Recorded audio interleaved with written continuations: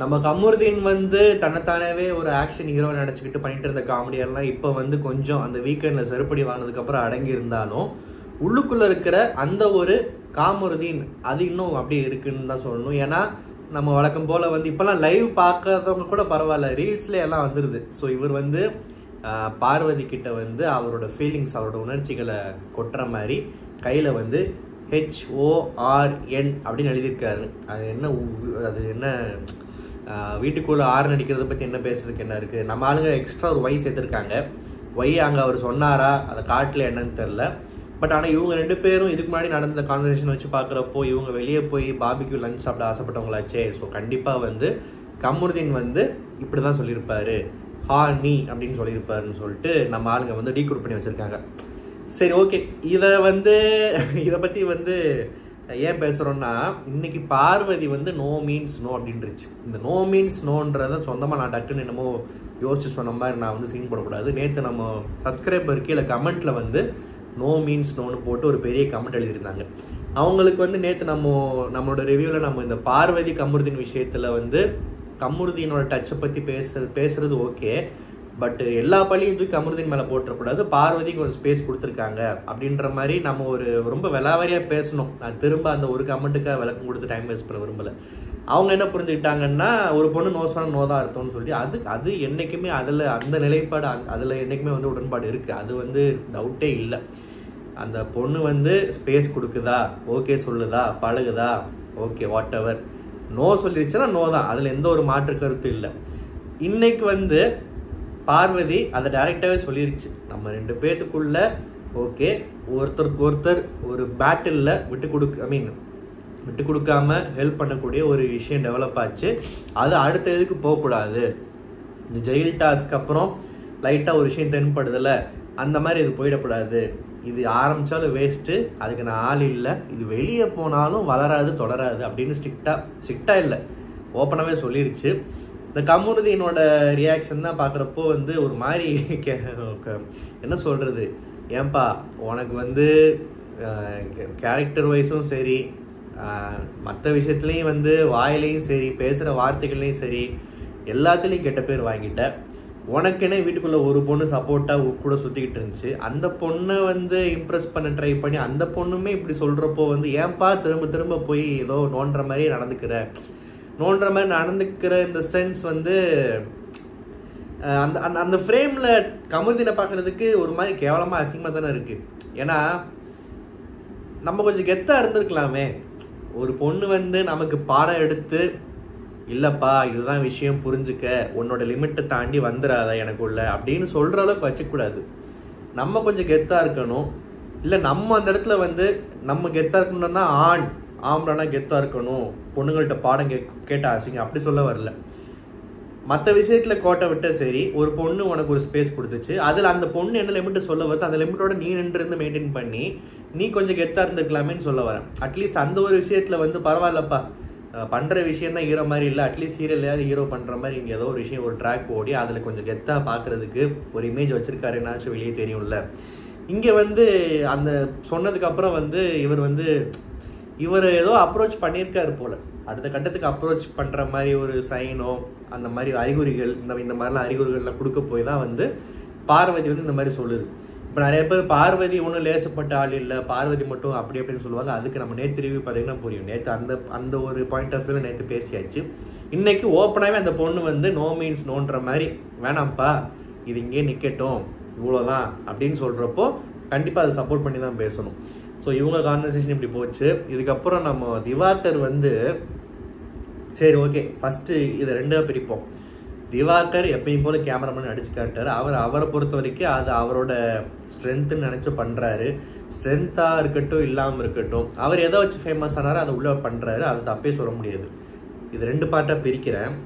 Second பார்ட்டுக்கு நான் வரேன். First பார்ட்டில் வந்து பின்னாடி வினோத், அப்புறம் கமருதீன், அப்புறம் வந்து பிரவீன், இவங்கெல்லாம் அந்த டான்ஸ் ஸ்டெப்ஸ்லாம் போட்டு கிண்டல் பண்ணுறாங்க. அந்த விஷயம் அது பண்ணுறது வந்து ஒரு தப்பான விஷயந்தான், இரிட்டேட்டிங்காக தான் இருக்கும். அதை கலை சொல்லி கொடுத்தாலும் சரி, இவருக்கா தெரிஞ்சிருந்தாலும் சரி, அது தப்பே இல்லை. யார் சொல்லி கொடுத்தாலுமே தப்பு இல்லை. பின்னாடி இந்த மாதிரி பண்ணுறாங்கப்பா, நீ மக்கள்கிட்ட பேசுகிறப்போ இந்த மாதிரி பண்ணுன்ற அவசியமே இல்லை. இன்ஃபேக்ட் அவர் ஃபர்ஸ்ட் நடிக்க கூட இல்லை. நடிக்கும் போது வந்து எனக்கு அவர் நடிக்கிறதுக்கு காமெடி இருக்கு, அப்படியே நின்று நான் அதை மார்க் பண்ணுறேன்னா கூட பரவாயில்ல.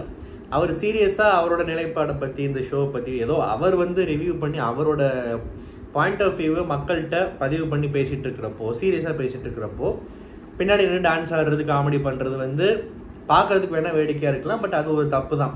அதை வந்து ப்ராப்பராக டீல் பண்ணாமல் பிரவீனும் அதில் இன்வால்வ் ஆனது தலைன்ற பேரை வச்சுக்கிட்டு தன்னை ஒரு மிலிட்ரி ஆர்மி மேன் ஆஃபீஸராக ப்ரொஜெக்ட் பண்ணிக்கிட்டு இவங்க கூட சேர்ந்துக்கிட்டு சில்லறத்தனமாக பிரவீனும் ஆடினது தப்பு தான். ஸோ அந்த இடத்துல வந்து அவங்க தப்பு நான் சொல்லுவேன். அது ஒரு பார்ட் முடிஞ்சிருச்சு. அங்கே வினோத் வழக்கம் போல் வாய் விட்டாப்புல, வாங்கி கட்டிக்கிட்டாப்புல, திவாகர் டென்ஷன் ஆனார். திவாகர் டிப்பிக்கல் எப்பயும் எப்படி புள்ளி பண்ணுவாங்க அது மாதிரி தான் பண்ணிட்டு இருந்தாங்க.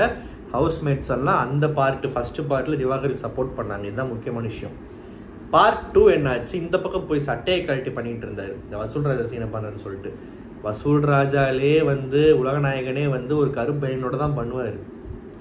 இவர் வந்து சிக்ஸ் பேக் இருக்கிறவங்க தான் உடம்பை காட்டணும், சிக்ஸ் பேக் இல்லாத காட்டக்கூடாது, அதெல்லாம் வந்து புல்ஷிட், அதெல்லாம் விட்டுருங்க. அதை வினோத் சொல்கிற மாதிரி அதெல்லாம் வந்து ஒரு லோக்கலான கமெண்ட்டு. இங்கே என்னென்னா ஃபஸ்ட்டு நீ உடம்பை காட்டுறது பிரச்சனைன்ற மாதிரி பிரவீன் கொண்டு வரல. எல்லாரும் யூனிஃபார்மில் இருக்காங்க, யூனிஃபார்மை கழட்டக்கூடாதுன்றது ஒரு ரூலாக அங்கே சொல்கிறாரு. இதை ஃபஸ்ட் நம்ம புரிஞ்சுக்கணும். ஸோ பிரவீனுக்கு வந்து திவாகரை பிடிக்காம இருக்கட்டும், நீ இப்படி பண்ணுறது பிடிக்காம இருக்கட்டும். ஆனால் பிரவீனோட பாயிண்ட் என்னென்னா, எந்த பாயிண்டோட தூக்கிட்டு வராருன்னா, நியாயமாக நீ வந்து சட்டையை போடுங்க, சட்டையை போட்டு நடிச்சுக்கோங்க, யூனிஃபார்மில் இருங்க, இது ஒரு ரூலு. இது வந்து மெயினாக ஒரு பாயிண்ட். இதை வந்து ஃபாலோ பண்ண முடியல. அதுக்கப்புறம் தள்ளி விட்டது தப்பு தான். தள்ளி விட்டுட்டு வந்தது தப்பு. திரும்ப இவர் தள்ளி விட்டாரு. அங்கே கை கலப்பாய் ரொம்ப பெரிய பெரிய பிரச்சனை ஆயிடுச்சு. இப்போது எல்லாருமே ஒன்று கூட்டிட்டாங்க. இப்போது ரொம்ப அழகாக புரிய வைக்க ட்ரை பண்ணுறாங்க. சட்டையை போடாமல் கேமரா கிட்ட போய் நின்று பண்ணுறது வந்து அது திவாகருக்கே வந்து அது வந்து ஒரு மாதிரி பார்க்குறவங்க உண்மையாகவே நடிப்பு தரம் இருக்கிற ஆளாக இருந்தாலுமே இந்த மாதிரிலாம் பண்ணிட்டு இருக்கிறப்போ காமெடியனாக பார்ப்பாங்க, சிரிச்சிருவாங்க. சில பேருக்கு முகம் சொல்லிக்கிற மாதிரி இருக்கும். டக்குன்னு இப்போது நம்ம வீட்டிலலாம் பார்த்தீங்கன்னா, ஃபார் எக்ஸாம்பிள் சில பேர்லாம் இப்போ வந்து ஒரு பெரிய டிவியில் பார்க்குறோன்னு வச்சுப்போமே, டக்குன்னு யாரோ கிராஸ் ஆகிறாங்க, வராங்க போகிறாங்க, அவங்க பிக் பாஸே பார்க்காத ஆள் டக்குன்னு இவ்வளோ பெரிய ஆள் வந்து 3 ஓட்டையை காமிச்சிக்கிட்டு இப்படி ரெண்டாருன்னா பார்க்குறவங்களுக்கு வந்து எத்தனை ஓட்டன்னு கணக்கு போட்டுக்கிட்டு இருக்காதிங்க, ஏதோ சொன்ன டக்குன்னு பார்க்குறவங்க டக்குன்னு என்ன நினைப்பாங்க, யாரா கோமாளின்னு தான் நினைப்பாங்க. இப்போ திவாகரை வந்து தெரிஞ்சவங்க வந்து ஒரு மாதிரி வந்து இவர் இப்படி தான் காமெடி பண்ணுறாரு, வேணுனே பண்ணுறாருன்னு கூட வேற மாதிரி ஒரு ரசிச்சுட்டு கூட போயிடுவாங்க. திவாகர் யாருன்னே தெரியாதவங்க வீட்டில் யாராவது பார்க்குறாங்க, பிக் பாஸ் டக்குன்னு பார்க்குறாங்க, ஒரு ரீலில் பார்க்குறாங்க, நாளைக்கு இதெல்லாம் வரும் ஒரு டிவிலையோ ஒரு ஃபோன்லேயோ பார்க்குறாங்கன்னா, யாரா இவன் அப்படின்ற மாதிரி சட்டையை கட்டிட்டு நிற்கிறாங்க இருக்க மாதிரி இப்படி தான் பேசுவாங்க. ஸோ திவாகருக்குமே இது நல்லது இல்லை. இதை வந்து ஒரு நாகரிகமாக இல்லை திவாகர், இதை வந்து நீங்கள் வந்து சட்டையை போட்டு பண்ணுங்க, இப்படி சட்டையை கழட்டி போட்டு இப்படி செய்யாதீங்க. இதே ஒரு பெண் செஞ்சால் நம்ம ஒத்துப்போமா? தமிழ்நாடே கொந்தளிச்சிடாது. எவனோ இந்த நம்ம கட்சியை எப்படா பிரபலப்படுத்தலாம், கொடியை ப்ரெஸ்ஸில் பதிவு பண்ணலான்னு சொல்லிட்டு நான் முன்னாடி சொன்னேன்ல, இந்த ஐபிஎல்லை நிறுத்தினா காவேரி வரும்னு தூக்கிட்டு போனாங்களே, அந்த மாதிரி கோமாளிகள்லாம் பிக் பாஸ் வீட்டுக்கு வந்துட மாட்டாங்களே உடனே. இல்லை யோசிச்சு பாருங்க, இப்போ அரோராவோ இல்லை வேற யாரோ வந்து நான் மாடலு, இது என் ப்ரொஃபஷனு, நான் வந்து சினிமாவில் நானும் ட்ரை பண்ணுறேன், இல்லை மாடலிங் பண்ணுறேன்னு சொல்லிட்டு இந்த மாதிரி திவாகர் பண்ணுற மாதிரி சில விஷயங்கள்லாம் பண்ணால் வந்து என்ன எங்கள் நாடு தாங்குமா?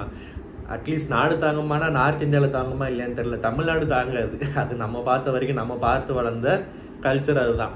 ஸோ இவரை வந்து அப்படி பண்ணாதீங்கன்னு சொன்னது கரெக்டு தான். அதை வந்து அவருக்கு புரிய வைக்க முடியாமல் ரொம்ப கஷ்டப்பட்டாங்க. என்னென்னமோ பாயிண்ட் சொல்லி பார்த்தாங்க. திவாகர் ரொம்ப அளவுக்கு அதிகமாக எகிர்னது வந்து சொல்ல ட்ரை பண்ணி பேச முயற்சி பண்ணவங்கள்ட்டெல்லாம் வந்து நீங்கள் அதை சொல்லாதீங்க, அது ஏன் தரமா நடிப்பு எனக்கு அது இதுன்னு சொன்னதெல்லாம் வந்து ரொம்ப இன்னைக்கு தப்பாக தெரிஞ்சிச்சு. முக்கியமாக இன்னைக்கு ரொம்ப மிகப்பெரிய தப்பு என்னன்னா, அந்த வந்து கனி சொன்ன பாயிண்ட்டுக்கு அகைன்ஸ்டாக ஒரு பாயிண்ட்டை வைக்கிறேன்ற பேரில் எஃப்ஜே உங்களை கட்டி பிடிக்கிறாரு, அதுக்கு அநாகரிகம் இல்லையான்னு சொல்லிட்டு பேசுனது ரொம்ப ரொம்ப ரொம்ப ரொம்ப ரொம்ப தப்பு. நான் என்ன சொல்கிறேன், ஒரு சிங்கிள் பொண்ணு ஒரு சிங்கிள் பையனையுமே அந்த இடத்துல எடுத்துக்காட்டாக சொல்லியிருந்தா கூட அவங்களுக்குமே கோவம் தான் வந்திருக்கு, அது தப்புன்னு தான் எல்லாருமே சொல்லியிருப்பாங்க. சம்மந்தமே இல்லாமல் இந்த வீட்டில் ஒரு கல்யாணம் ஆகிட்டு உள்ள ஒரு அக்கா ஸ்தானத்தில் சமையல் பண்ணிட்டு எல்லாருக்கும் ஒரு ஃப்ரெண்ட்லியாக ஒரு ஃபேமிலி மெம்பர் மாதிரி ஒரு கேரக்டர் கனின்னு ஒருத்தவங்க இருக்காங்க, வயசில் சின்ன பையன் எஃப்ஜேன்னு ஒருத்தர் இருக்கான். சம்மந்தமே இல்லாமல் அவங்க ரிலேஷன்ஷிப்பையும் கொச்சப்படுத்துகிற மாதிரி இருக்குது. அவங்க கட்டி பிடிக்கிறத தப்பான பார்வையில் பார்க்கறவங்க தான் இப்படி தான் தோணும். இல்லை இதை வந்து புரிஞ்சிக்க முடியாத ஒரு ஆட்களால் தான் இப்படி தான் பேச முடியும் அப்படின்ற மாதிரி திவாகர் வந்து அவர் மனசார் அப்படி சொன்னாரான்றதை விட அந்த இடத்துல தன்னை டிஃபெண்ட் பண்ணிக்கிறதுக்கு இப்படி ஒரு கேவலமான பாயிண்ட்டை கொண்டு வந்து மொத்த பேரையும் கெடுத்துக்கிட்டாருன்னு தான் சொல்லணும். உண்மையாக விக்ரம்க்கு இந்த வீட்டுக்குள்ள ஒரு விஷயத்துக்கு கோவம் வந்துச்சுன்னா கண்டிப்பாக அது 100% இப்போ வரைக்கும் நான் பார்த்த வரைக்கும் அது நியாயமாக தான் இருக்கும். விக்ரம்க்கெல்லாம் வந்து செம கடுப்பு. ஸோ வந்து சபரியும் கத்த ஆரம்பிச்சதெல்லாம் வந்து உண்மையாக நான் உண்மையாக சப்போர்ட் பண்ணுறேன். இந்த எஃப்ஜேலாம் வந்து வந்த புதுசில் திவாகர் அடிக்க போகிறேன் சீவிடுவேன் இப்படிலாம் பேசினப்போ குட்டி குஞ்சன் கிண்டல் போனோம். பட் இன்னைக்கு எஃப்ஜே எகிரி அடிக்க போன மாதிரி பண்ணது, கோவத்தில் திட்டினதெல்லாம் வந்து என் கண்ணுக்கு தப்பாகவே தெரில. ஏன்னா திவாகர் விட்ட வார்த்தை அப்படி. இப்போ திவாகர் வந்து உண்மையாகவே ஆடியன்ஸ் கிட்டேயும் சரி ஹோஸ்ட் கிட்டேயும் சரி உள்ள இருக்கிற மற்ற நியாயமான நல்ல ஹவுஸ்மேட்ஸ் கிட்டேயும் ஒரு நல்ல பேரையும் ஒரு பெண்கள் கிட்ட இருக்கிற இமேஜும் ஒரு நல்ல பேர் ஒரு நல்ல இவர் வந்து ஒரு டேஞ்சரஸான ஒரு இன்ஜூரியஸான ஆள் இல்லை, இவர் வந்து இந்த வீட்டுக்கு இவரும் ஒரு மனுஷன்தான் அப்படின்னு சொல்லிட்டு அவர் ஏர்ன் பண்ணி வச்சிருந்த ரெஸ்பெக்ட் எல்லாம் இன்னைக்கு ஒரே நாளில் கவுத்திட்டாருன்னு தான் சொல்லணும். இதால வந்து எந்த ஒரு ஹவுஸ்மேட்ஸ் வந்து திவாகரை புள்ளி பண்றவங்க மார்க் பண்றவங்க வார்த்தையால் திட்டுறவங்களுக்கு அகெயின்ஸ்டாக சப்போர்ட்டிவாக இருந்தாங்களோ அவங்களே திவாகர் சம்மந்தம் இல்லாமல் இன்னைக்கு பகைச்சிட்டாருன்னு தான் சொல்லணும். ஸோ இந்த வார்த்தை வந்து ரொம்ப தப்பு. கனி வந்து ஒரு செகண்ட் போய் உள்ளே அழுதுகிட்டே வந்தாங்கன்னு நல்லா பார்த்து காமிச்சாங்க. அண்டு இந்த பிரச்சனையில் வந்து யாரோ கூப்பிட்டு பேசி அவருக்கு சொல்லி புரிய வைக்க ட்ரை பண்ணுறாங்க. அது கூட அந்த ஒரு ஸ்பேஸ் கொடுக்கல. லாஸ்ட்டில் விக்ரம் வச்சு பேசினப்போ ஏதோ கொஞ்சம் கவனிச்ச மாதிரி தெரிஞ்சுது. ஆனால் அதுவுமே அவருக்கு புரிஞ்சிருந்தா உடனே சாரி கேட்டிருக்கலாம். சாரி கேட்டு இந்த விஷயத்த நான் ஒரு அவசரத்தில் அப்படி பேசிட்டு அது உண்மையாகவே தப்புன்னு சொல்லிட்டு எஃப்ஜேட்ட பேசிட்டு கூட பரவாயில்ல, அட்லீஸ்ட் கனிகிட்ட போய் சாரி கேட்டிருக்கலாம். ஸோ இந்த மாதிரி வந்து பண்ணிட்டாரு. அண்டு கனி வந்து அதுக்காக நான் நடிப்பு திறமையை காட்டுறேன் சட்டியோடு நின்று பண்ணாது அது கரெக்டாக இருக்குமா அப்படின்னு சொன்னது வந்து அது திவாகரை அசிங்கப்படுத்துகிற ஒரு விஷயமா நான் சொன்ன மாதிரி நான் பார்க்கல. எனக்கு அந்த இடத்துல கனி சொன்ன டோனும் அந்த இடத்துல வந்து அவங்க சொன்ன ஒரு சிச்சுவேஷன் எனக்கு எப்படி தோணுதுன்னா, நீங்கள் சட்டையை கழட்டு பண்ணுறது கரெக்டுன்னு சொல்கிறீங்க, அதுக்காக யாரும் சட்டையோட பண்ணால் அது கரெக்டுன்னு சொல்லலாமா அப்படின்னு ஒரு புத்தி சொல்கிற மாதிரி ஒரு நல்ல விஷயமா தான் எனக்கு பட்டுச்சு. அவர் அதுக்கு தான் அகெயின்ஸ்டாக இந்த வார்த்தை கொண்டு வந்து வச்சாரு. சபரி கூட சொன்னார், சபரி இல்லை விக்ரம் சொன்னார், அவங்க வந்து உங்களை அரைஞ்சிட்டாங்க பட் நீங்கள் அருவா எடுத்து சீவிட்டீங்கன்னு சொல்லிட்டு. எனக்கு கேட்டால் கனி வந்து நான் சொல்ல ட்ரை பண்ணாங்க. பட் இப்படி ஒரு பாயிண்ட் தூக்கிட்டு வந்து அவருக்கு புரியுமேன்னு தான் சொல்ல ட்ரை பண்ணாங்க. கனி வந்து திவாகர் அப்படி ஜட்டியோடு நின்று பண்ணுவேடா நீ அப்படின்னு மாதிரி மற்ற கேரக்டர்ஸ் மாதிரி ஒரு மார்க் பண்ணுறாலாம் நான் வந்து நினச்சி பார்க்கல. அப்படி பண்ணுறதுக்கு வாய்ப்பும் இல்லை. எனக்கு என்னோட பாயிண்ட் ஆஃப் வியூ இது. அண்டு இந்த கலவரம் நடந்துக்கிட்டு இருக்கு, இந்த பிரச்சனை போயிட்டு இருக்கு, பயங்கரமான சண்டை நடந்துக்கிட்டு இருக்கு. இதுக்கு நடுவில் ஒருத்தன் நாட்டாம படத்தில் மிச்சத்திங்கிற மாதிரி அவன் பாட்டுக்கு கூட்டிக்கிட்டு இருக்கான் வீட்டை. யாருன்னு பார்த்தா துஷார். இந்த துஷார், வியானா, சுபிக்ஷா கூட ஓரளவுக்கு எதுலேயுமே தலையிடுறது இல்லை, வேடிக்கை மட்டும்தான் பார்க்குறாங்க. சுபிக்ஷா கூட விட்டுரும் சில விஷயங்களில் பேசியிருக்கு. துஷார், வியானாலாம் வந்து ஃபுல் அண்ட் ஃபுல் வேடிக்கை தான். வியானாலாம் நேற்று சும்மா பிரவீன் குசு விட்டதுன்ற முறைச்சதுக்கெல்லாம் வந்து கோச்சுக்கிருச்சு. இன்னைக்கு இவ்வளோ பெரிய சண்டை நடக்குது. அட்லீஸ்ட் வந்து சரி ஓகே அந்த பொண்ணால் என்ன பண்ண முடியும், ஏன்னா பயந்து தான் ஒதுங்கி நிற்கும். பட் இந்த பயவுள்ள நடுவில் கூட்டிகிட்டு இருந்துச்சு, அதை பார்த்து எனக்கு செம்மையாக சிரிப்பு வந்துருச்சு. அண்ட் இந்த பார்வதி உள்ள கனி வந்து ஒர்க்கர்ஸ் கோ அந்த மாதிரி ஏதோ கண்டெக்ட் பண்ணிட்டு இருந்தாங்கல்ல. ஸோ அந்த விஷயம் வந்து உண்மையாகவே காமெடியாக இருந்துச்சு. உள்ள அதுக்கே அவங்க கிளாரிஃபிகேஷன் கொடுத்துட்டாங்க. பார்வதிக்கு இவங்களே ஒர்க்கர்ஸ்னு ஒரு வரமுறையை வச்சு நடந்துக்கிட்டாங்க. அந்த மாதிரி பேசுறது வந்து வேணும்னே பார்வதியை ட்ரிகர் பண்ணி விட்டு அந்த வீட்டில் வந்து ஏதாவது சண்டைன்னா அந்த கோவத்தை பாத்திரத்தில் காட்டுவாங்கல்ல, அந்த சீனு ஒரு பக்கம் கனி இன்னொரு பக்கம் பார்வதி, அந்த ஒரு முறைக்கிறது அண்டு முறைக்கிறத பார்த்து சிரிப்பதும் கனி சொன்னது. அண்டு இவ்வளோ வன்மத்துக்குள்ளேயும் இவ்வளோ சண்டைக்குள்ளேயும் அந்த மரியாதை இன்னும் பார்வதி வந்து கனி அக்கான்னு கூப்பிடுறதே ஒரு கியூட்டு தான். அதே ஒரு கியூட்னஸ் ஓவர்லோடட் அப்படின்னு சொல்லலாம். ஏன்னா இந்த காம்போவை பார்க்கறதுக்கே எனக்கு சிரிப்பு வருது. இன்னைக்கு எபிசோடில் நிறைய சண்டைகள் நடந்தாலுமே அங்கங்கே வந்து நிறைய டார்க் ஹியூமர் கண்டுபிடிக்கிற மாதிரி சில விஷயங்கள் நடந்துச்சு. அண்ட் இந்த பார்வதி வந்து என்ன சொல்கிறது, இந்த மாதிரி ஒரு ஆள் தேவை தான் அப்படின்ற மாதிரி தோணுச்சு. எனக்கு வந்து அந்த பாத்திரம் தேய்ச்சிக்கிட்டே புலம்பிக்கிட்டே பண்ணுறதெல்லாம் வந்து ஏதோ சினிமாவில் யாரோ ஆக்ஷன்னு சொன்ன மாதிரி ஒரு டிப்பிக்கல் வீட்டில் கோவப்படுற மருமக மாமியார் சண்டையில் எப்படி நடந்துப்பாங்களோ அது அவ்வளோ நேச்சுரலாக இருந்துச்சு அந்த விஷயம். ஸோ பார்வதி வந்து கனி மேலே கோவப்பட்டதை பார்க்குறப்போ ஒரு மாதிரி சுவாரஸ்யமாக இருந்துச்சு. அண்டு கேப் கேம் ஒன்று வச்சாங்க அந்த இதுக்குள்ளே, அந்த ஸ்டேஜ்ன்றான் அந்த இது மேலே ஏறிண்டு மேடில் ஏறிண்டு கேப்பை போட்டுட்டு அதான் கேப் போட்டால் 2 காலையும் வச்சுட்டா வின்னுன்னு சொல்லிட்டு. அண்டு ஃபஸ்ட்டு ஸ்டார்டிங்லேயே சிங்கிள் செமையாக போச்சு, துஷார் vs வினோத். அதுக்கப்புறம் டீம் ஆடினாங்க, நல்லா ஒரு விறுவிறுப்பான கேம் தான். அண்ட் எல்லாருமே நல்லா ஆடினாங்கன்னு சொல்லலாம், பிக் பாஸே பாராட்டினார். அதுக்கப்புறம் நம்ம பழைய ஐயாச்சாமி வந்துட்டார். யார்? நம்ம புகழ்பெற்ற சீசன் 4. சீசன் 4ல் நம்ம சேனல்லாம் எப்படி கொடிக்கட்டி பறந்துச்சு. இப்போ எல்லாருமே யூடியூப் விட்டுட்டு ரீல்ஸு இன்ஸ்டாகிராம்னு போயிட்டீங்க. பரவாயில்ல, இருக்கிற அந்த நல்ல உள்ளங்களுக்காக வந்து வியூஸ் வராட்டியுமே பேசுகிறது ஒரு சந்தோஷம்தான். அதாவது சீசன் 4ல் இருந்த நம்ம ஐயாச்சாமி யாருன்னு பார்த்தீங்கன்னா ரியோ. ஒரு கன்ஃபியூஸ்டு கேரக்டர், சரியான காமெடியன், ஜோக்கர்னு சொல்லிட்டு. அதாவது அவர் காமெடி பண்ண மாட்டார், அவருக்கு ஜோக்கெல்லாம் அடிக்க தெரியாது. ஆனால் அவர் சீரியஸாக பேசினாலே அதுவே காமெடியாக இருக்கும். அதுதான் சீசன் 4 நடந்துச்சு. ரியோ உள்ளே வந்தாப்புல. அண்டு உண்மையாகவே ரியோவை பாராட்டலாம். ஏன்னா என்னப்பா இப்படி காமெடியனாக இருக்க, நீ என்ன ஹீரோவாக போகிற அப்படின்னு மைண்டில் எங்கேயோ ஓரத்தில் யோசிச்சுட்டு இருக்கிறவங்களுக்குலாம் வந்து சரியான நெத்தி அடி மாதிரி வெளியே போய் ஒரு படம் நடித்து ஹிட்டும் கொடுத்து வரிசையாக படமும் புக் ஆகிட்டு இருக்கவருக்கு ஸோ உண்மையாகவே பாராட்டணும். ஸோ ரியோ அவரோட படம் ட்ரெய்லரை போட்டு காமிச்சார். வேணுமுன்னே பார்வதியை ட்ரிகர் பண்ணுறதுக்குனே ட்ரெய்லர் தூக்கிட்டு வந்திருப்பாங்க போல், ஃபேக் ஃபெமினிஸ்ட்டு அது இதுன்னு சொல்லிட்டு. படத்துக்கு பேர் வேறு ஆண் பாவமா, அப்பயே பார்வதி கேட்டுருச்சு. ஸோ பார்வதி மாதிரி ஆட்களுக்கு அந்த படம் எடுத்துருக்கோன்ற மாதிரியே ஒரு படத்தை கொண்டு வந்து அதை பார்வதிக்கே போட்டு காமிச்சு பார்வதிக்கிட்ட இருந்தே வந்து வாழ்த்து வாங்கிட்டு வெளியே போகிறதுக்குலாம் ஒரு கட்ஸ் வேணும். ஸோ ட்ரெய்லர் நடந்துச்சு, ட்ரெய்லர் போச்சு. இந்த ஒயில்ட் கார்டை பற்றி அனௌன்ஸ்மெண்ட் மட்டும்தான் வருது. நம்மளும் நேற்று பாக்கியலட்சுமி ஜெனிலாம் வருதுன்னு சொல்லிட்டு எக்ஸைட்டடாக இருந்தோம். ஆனால் இன்னும் உள்ளே வரல. ஒருவேளை அந்த சாட்டர்டே தான் அனுப்புவாங்க போல். அண்டு சாட்டர்டே வர ஒயில்ட் கார்டு கண்டஸ்டன்ஸை ஏன் முன்னாடியே அனௌன்ஸ் பண்ணிட்டாங்கன்னு புரியலை.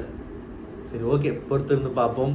இந்த ரிவ்யூ உங்களுக்கு பிடிச்சிருந்தா மறக்காம சேனல் சப்ஸ்கிரைப் பண்ணுங்கள். நன்றி, வணக்கம்.